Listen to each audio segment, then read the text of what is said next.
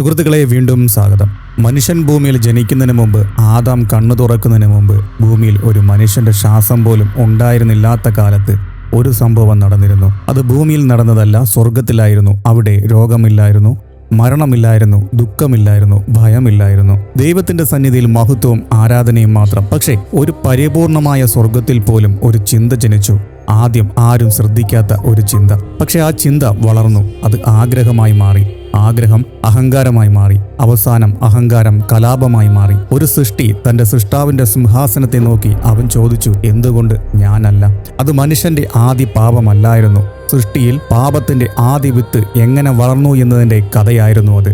അവന്റെ പേര് ലൂസിഫർ. ഇന്ന് നമുക്ക് അന്വേഷിക്കാം, സ്വർഗത്തിൽ യഥാർത്ഥത്തിൽ എന്താണ് സംഭവിച്ചത്? ലൂസിഫർ എങ്ങനെയാണ് സാത്താനായത്? ആരാണ് അവനെ പിന്തുടർന്നത്? മീഖേൽ ദൂതന്റെ പങ്കെന്തായിരുന്നു? സ്വർഗത്തിൽ യഥാർത്ഥത്തിൽ യുദ്ധം നടന്നു. പക്ഷെ അതിലും പ്രധാനമായി അഹങ്കാരം എങ്ങനെയാണ് ഏറ്റവും ഉയർന്ന സ്ഥാനത്തിരുന്ന ഒരു സൃഷ്ടിയെ ഏറ്റവും താഴ്ന്ന നിലയിലേക്ക് കൊണ്ടുവന്നത്? ഈ കഥയുടെ അവസാനത്തിൽ നമ്മുടെ ജീവിതത്തെക്കുറിച്ചും വളരെ പ്രധാനപ്പെട്ട ഒരു മുന്നറിയിപ്പും നമുക്ക് ലഭിക്കും. വീഡിയോ നിങ്ങൾക്ക് ഇഷ്ടപ്പെട്ടാൽ കമൻറ്റ് ചെയ്യുക, ലൈക്ക് ചെയ്യുക, ഷെയർ ചെയ്യുക, മറ്റുള്ളവർക്ക് എത്തിക്കുക. നിങ്ങളെല്ലാം കാണുന്നുണ്ട്, പക്ഷെ നിങ്ങളുടെ സപ്പോർട്ടും കൂടെ എനിക്ക് വേണം.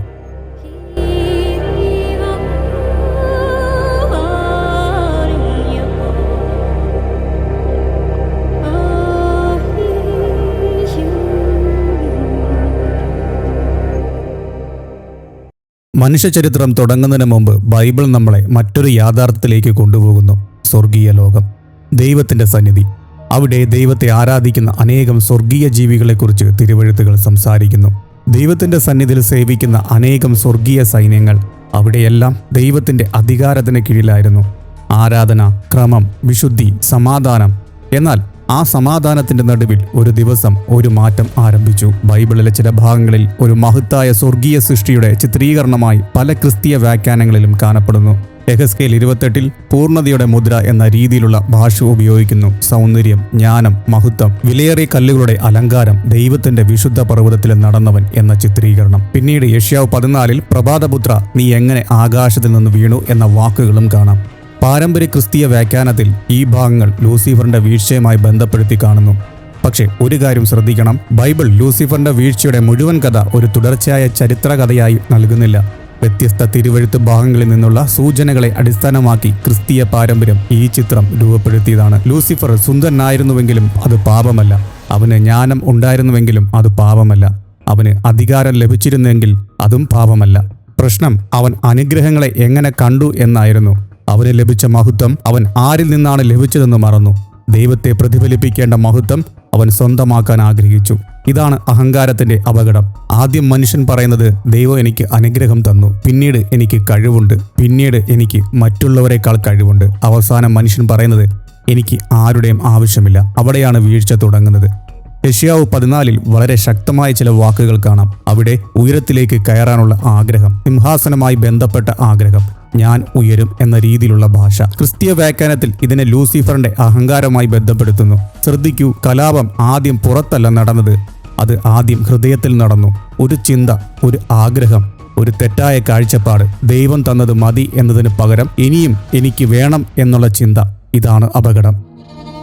ഇവിടെയാണ് കഥ കൂടുതൽ ഗൗരവമാകുന്നത്. വെളിപ്പാട് 12 സ്വർഗത്തിൽ യുദ്ധമുണ്ടായി എന്ന് പറയുന്നു. മീഖേലും അവന്റെ ദൂതന്മാരും മഹാസർപ്പത്തോടും അവന്റെ ദൂതന്മാരോട് യുദ്ധം ചെയ്തു. അവർ ജയിച്ചില്ല. മഹാസർപ്പം താഴേക്ക് എറിയപ്പെട്ടു. ഇവിടെ ശ്രദ്ധിക്കേണ്ട ഒരു കാര്യമുണ്ട്. ഇത് ഏതു സമയത്ത് സംഭവിച്ചെന്ന് ക്രിസ്തീയ വ്യാഖ്യാനങ്ങൾ വ്യത്യാസമുണ്ട്. ചിലർ ഇതിനെ സാത്താന്റെ ആദിമ വീഴ്ചയായി ബന്ധിപ്പിക്കുന്നു. മറ്റു ചിലർ വെളിപ്പാട് 12 സംഭവത്തെ അവസാനകാല സംഭവങ്ങളുമായി ബന്ധപ്പെടുത്തുന്നു. അതുകൊണ്ട് ലൂസിഫറിന്റെ വീഴ്ചയുടെ കൃത്യമായ ടൈം ലൈൻ ബൈബിൾ വ്യക്തമാക്കുന്നു എന്ന് പറയാൻ കഴിയില്ല. പക്ഷെ ഒരു കാര്യം വ്യക്തമാണ്, സാത്താൻ ദൈവത്തിനെതിരെ കലഹിച്ചു, ദൈവത്തിന്റെ അധികാരത്തിന് കീഴിൽ വിധിക്കപ്പെട്ടു.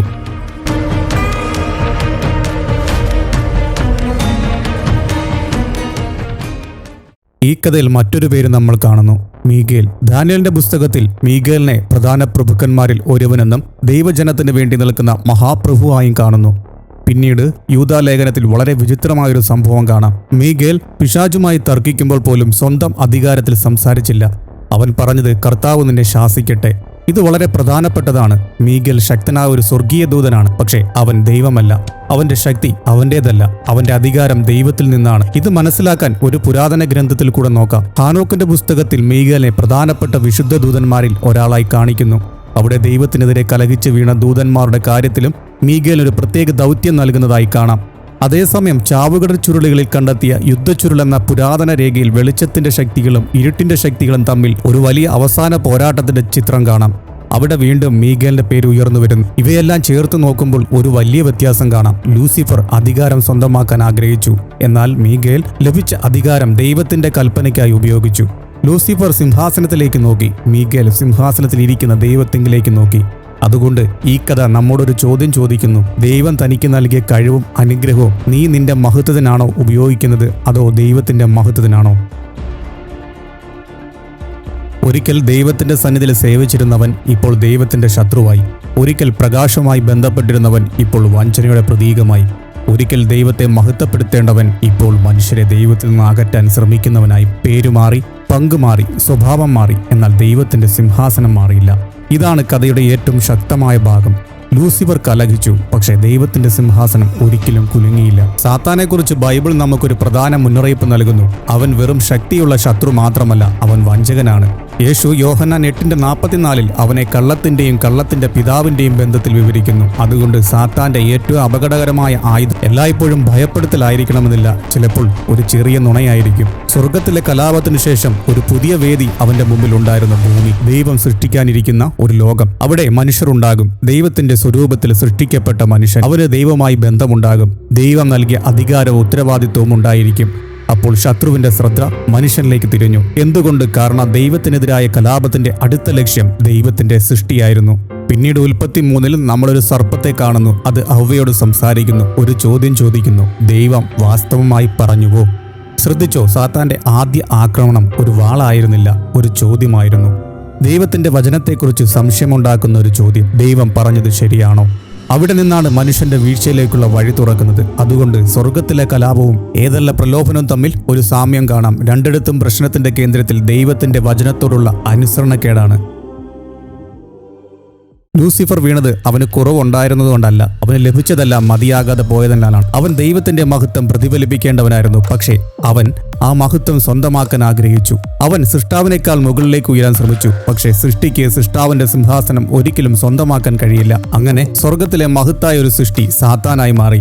അവൻ വീണു. അവനെ പിന്തുടർന്നവരെല്ലാവരും വീണു. പക്ഷേ ദൈവത്തിന്റെ രാജ്യം വീണില്ല. ദൈവത്തിന്റെ സിംഹാസനം കുലുങ്ങിയുമില്ല. ദൈവത്തിന്റെ പദ്ധതി പരാജയപ്പെട്ടില്ല. കാരണം സൃഷ്ടിയുടെ കലാപം സൃഷ്ടാവിന്റെ അധികാരത്തെക്കാൾ ശക്തമല്ല. സുഹൃത്തുക്കളെ, ഇന്നത്തെ വീഡിയോ ഇവിടെ അവസാനിച്ചിരിക്കുകയാണ്. ഇതിൽ നിന്ന് എന്താണ് നിങ്ങൾക്ക് മനസ്സിലായി? ഇതേപോലുള്ള ഇൻട്രസ്റ്റിംഗ് ആയ ടോപ്പിക്ക് ആവശ്യമുള്ളവർ കമന്റ് ചെയ്യുക. അതിന്റെ വീഡിയോ ഞാൻ ഉണ്ടാക്കുന്നതായിരിക്കും. ഈ വീഡിയോ ഇഷ്ടപ്പെട്ടാൽ മറ്റുള്ളവരേക്ക് എത്തിക്കുക. ദൈവം നിങ്ങളെ അനുഗ്രഹിക്കട്ടെ. സുരക്ഷിതരായിരിക്കുക, ബോധമുള്ളവരായിരിക്കുക, ഉണർന്നിരിക്കുക.